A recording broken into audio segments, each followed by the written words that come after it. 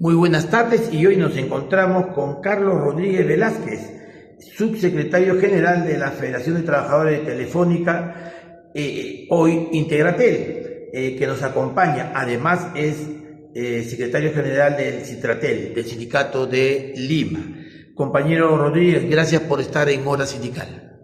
Muchas gracias también a ustedes por el espacio, por la entrevista.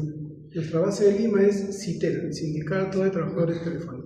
Bien, gracias por la precisión y queríamos preguntarle su opinión con respecto a lo que la verdad no es un rumor, ¿no? Sino es un documento de trabajo que vienen haciendo desde el gobierno, el ministro de Economía, para afectar los derechos laborales de los trabajadores. Sí, mire, nosotros hablamos con conocimiento de causa. Nosotros hemos sufrido el fujimorismo en los años 90, inclusive somos nosotros quienes se enfrentó al fujimorismo para poder recuperar el derecho a la reposición laboral, porque justamente con el cambio de constitución, el ingreso del decreto legislativo 728, ellos eliminaron la facultad de la reposición en el trabajo y gracias a una sentencia del Tribunal Constitucional recuperamos ese tipo de derechos que hasta esta fecha sirve para que el trabajador pueda regresar en caso de que se demuestre que es un despido nulo, un despido que se le fabrica para poder despedirlo. Y ese fue el principal elemento a utilizarse para poder destruir al movimiento sindical. Nosotros hicimos una huelga histórica de 57 días, que fue la que se consolidó con la sentencia del tribunal y que en la práctica ha sido la recuperación de la estabilidad laboral en el país. Entonces, aquella vez como ahora, se repite la historia. Ellos dijeron que la ley de productividad era para justamente dotarle a los empresarios, a algunos sectores que están en la gran empresa sobre todo, a dinamizar y a potenciar el país. Pero al final fue todo lo contrario. Y ahora vienen con esta segunda versión, mejorada, potenciada, y claro, al comienzo en campaña no lo decían, pero apenas se posicionaron en el gobierno sale ya sus verdaderas intenciones. Sobre todo porque en el caso específico de los trabajadores de Telefónica hay esta famosa ley de productividad, ¿no es cierto?, que están hace varios años ya como una espada de Damocles sobre ustedes. En ese sentido también hay otra propuesta que nos trae la reforma laboral, ¿no? Desde el cambio de feriados, el tema de vacaciones, poco a poco ir restringiendo. No necesariamente todo afecta a ustedes, pero sí al movimiento sindical en general. Así es. Miren, nosotros en el Perú, pese a que tenemos ratificados convenios internacionales de OIT y que eso es un mandato para el país, que se alineen primero la normativa, las leyes y todo lo que corresponde, pero también la administración del trabajo en el Perú, eso no se cumple en la realidad, ¿no? Se hace todo un trabajo de respeto en ese sentido, pero en la práctica todo sigue igual. O sea, hay un ámbito permisivo de poderle dejar a los empleadores, a los malos empleadores, que son un buen número, a pisotear los derechos de los trabajadores y finalmente tenemos una justicia que nunca llega. La SUNAFIL, el Poder Judicial son altamente lentos y corruptos también, que al final la ley para nosotros no llega. Entonces, claro, ciertamente usted toca SUNAFIL, ¿no?, que realmente no cumple una labor adecuada, pero aún así la van a desaparecer, es decir, no quieren que haya ni siquiera el mínimo de posibilidades de sanción a las empresas que vulneran los derechos laborales. Así es, si nos centramos en esta ley que era para delegación de facultades, dentro del paquete laboral, el primer punto justamente es SUNAFIL. Lo que ellos plantean es que SUNAFIL no esté a la casa de las empresas prácticamente. Dicen que la misión de SUNAFIL tiene que convertirse en poder asesorar a las empresas para que formalicen la condición de sus trabajadores. O sea, quiere decir que la fiscalización y sanción en caso de incumplimiento laboral quedaría de lado. O sea, la SUNAFIL va a ser asesora de las empresas para que simplemente formalice algunas cosas que ellas a propósito hacen, pero que ahora le quieren cortar los dientes y finalmente silenciar, ¿no? Porque el proyecto es que también desaparezcan todas las superintendencias y no sé qué manejo le quieren dar en el fondo. Pero es parte del paquete antilaboral que nosotros hemos dicho que es el segundo Fujishok de esta época, ¿no? asimismo está el tema de del derecho de huelga. Allí hay un planteamiento bastante preocupante. Hay un caso que se acaba ya de emitir, ¿no?, por el Ministerio de Trabajo, donde se le exige a los trabajadores, al sindicato, que deje personal de emergencia en lugares donde ellos no tienen sindicalizados, ¿no? Se les está obligando. Sí, miren, hace tiempo nosotros ya teníamos problemas con respecto a ese asunto. Tiene mucho que ver con la designación de los puestos mínimos, pero debería ser solo para servicios esenciales, pero eso lo generaliza. Y a partir de eso se genera un proceso que es altamente lesivo a los trabajadores, que se llama la divergencia. Porque según las empresas, ellos todos los años, al principio de año, mandan una relación que son los puestos mínimos que deben de respetarse en caso de una huelga. Pero resulta que la gran mayoría de esos puestos no son los mínimos necesarios y siempre designan al personal sindicalizado. Cuando hay personal tercerizado, hay personal no sindicalizado, pero lo que ellos tratan es de bloquear el efecto de cualquier huelga. Y el Ministerio de Trabajo, en vez de asumir la responsabilidad y poner en orden, ellos se lavan las manos y dicen que cuando hay esa divergencia entre lo que dice el sindicato y lo que dice la empresa, tiene que resolverse mediante un tercero, que normalmente aquí se utiliza el Colegio de Ingenieros. Pero vayamos a ver los dictámenes finales que ha salido del Colegio de Ingenieros, donde los trabajadores han visto cercenado su derecho de huelga. Entonces, ya en llegar solamente al comienzo, al procedimiento, es súper difícil, y con la divergencia peor. Entonces, ahora lo que quieren hacer, y que en este gobierno se ha recrudecido, es prácticamente decir que en la práctica la huelga ya no va a ejecutarse. Entonces, con eso, en negociación colectiva, no tenemos mayor camino. El otro es el arbitraje, que también está plagado de una serie de problemas, sobre todo el económico, porque sale carísimo, y además de que los laudos arbitrales, cuando benefician a los trabajadores, son inmediatamente impugnados, que también hay un tema para poder trabajar y desarrollar ahí, pero que todavía tenemos algún mecanismo de defensa. Por eso que es importantísimo que este tipo de iniciativas no pasen. El padre Alberto Fujimori fue claro en el año 92, en el CADE de diciembre de ese año, advertir que iba a acabar con la cúpula sindical. No olvidamos, pues, que semana después fue asesinado Pedro Wilca. Estas medidas que se vienen implementando tienden a velar por una mejor productividad o para desaparecer el movimiento sindical. Es clarísimo que la intención es desaparecer el movimiento sindical y maximizar las ganancias de las empresas, ¿no? Aquí se toman diferentes cosas, ¿no? Primero lo que dijimos era Sunafil, lo otro es la ley Pulpín 2, que prácticamente quieren que los trabajadores, tal cual lo dijo alguna vez la señora Mari Carmen Alba, decía que los jóvenes deberían pagar por la capacitación que tenían cuando hacían prácticas. Ese es realmente el fondo del sentido, ¿no? Pero luego viene acompañado de una serie de medidas que apuntan concretamente a eso. Dicen que van a modificar las condiciones del despido, que ellos van a, justamente nuestra sentencia, en este caso, la quieren eliminar, porque dicen que son una traba burocrática para que las empresas puedan disponer de sus planillas y hacerlas más eficientes. Si a eso le agregamos que quieren modificar los feriados que tenemos, si a eso le agregamos que quieren modificar los beneficios que tenemos, como las CTS, las gratificaciones y todo el resto de puntos que han planteado, o sea, es evidente de que ellos quieren que la productividad del país sea a costa de la explotación laboral, ¿no? Y que no haya sindicatos para que nadie le diga que no. Ya tenemos una de las tasas más bajas de sindicalización en la región. Hablamos de entre 5 y 7%, contando el sector público con el sector privado. Ante esta situación, ¿qué medidas ustedes como federación consideran oportuno que debe ser la respuesta de los trabajadores? La respuesta es más organización, más afiliación y unidad, ¿no? Porque lo que se nos viene realmente es un golpe que buscan ser, pues, el mortífero, el que termine el movimiento sindical. Entonces ellos han tejido todo calculadamente, han querido eliminar el derecho a la protesta que teníamos, han querido limitar diciendo que van a ser los militares y que si los militares ejercen por derecho del orden o de defender algún tema de una orden que ellos reciben, no tienen que ser sancionados bajo ninguna manera.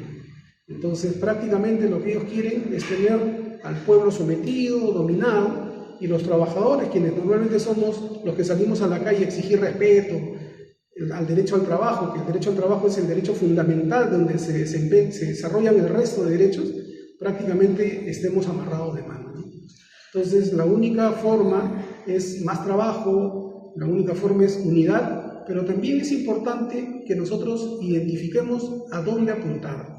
Y aquí es presentar iniciativas legislativas y apoyarnos con los brazos políticos que tenemos, nuestros representantes en el Congreso, para poder mantener los derechos que ya tenemos, impulsar los cambios, resistir y pasar esta ola. Pero yo creo que el principal objetivo es que el pueblo despierte, que toda esa gran gente que creyendo en esta señora y en el pacto mafioso han votado por ella, porque ella mostró un rostro hipócrita en la campaña, que ahora realmente está mostrando. Entonces tenemos que demostrar que eso fue un gran engaño, ¿no?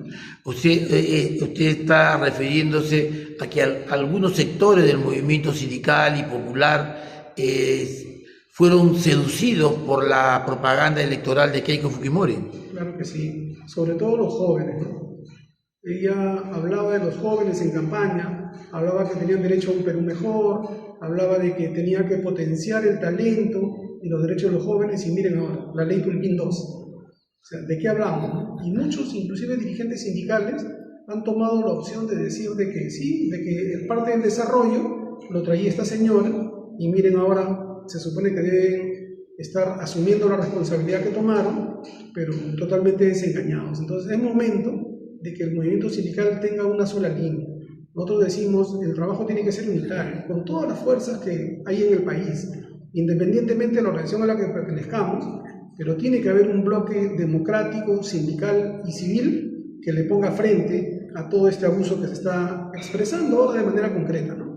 Usted se refiere a que en la movilización que se está convocando para este jueves 13 deberían de participar todas las organizaciones laborales del país. Sí, y no solamente todas las organizaciones laborales, partiendo por las centrales, que son en este caso quienes lideran el movimiento sindical nacional, sino todas las federaciones, sindicatos, organizaciones, y también las civiles, los estudiantes, los comerciantes, otro tipo de ambientalistas y todos quienes amamos y defendemos la democracia, porque lo que realmente está en juego es el futuro del país.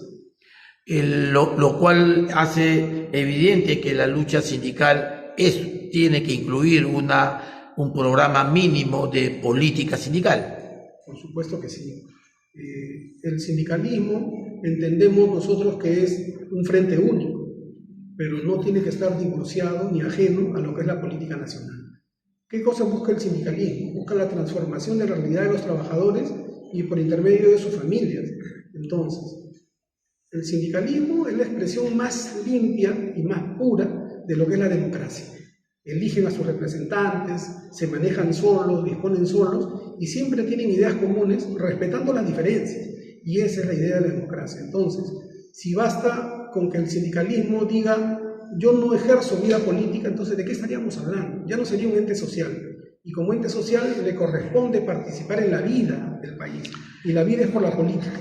Además de la parte de la visión nacional que deben de tener los gremios sindicales, también está que entender de que el crecimiento de los derechos, de las mejoras de los trabajadores está circunscrito a una alta productividad, ¿no? Y allí estamos viendo que durante muchas décadas, pese al crecimiento económico, las empresas siguen totalmente artesanales a lo que hoy en día hablamos como tecnología de punta.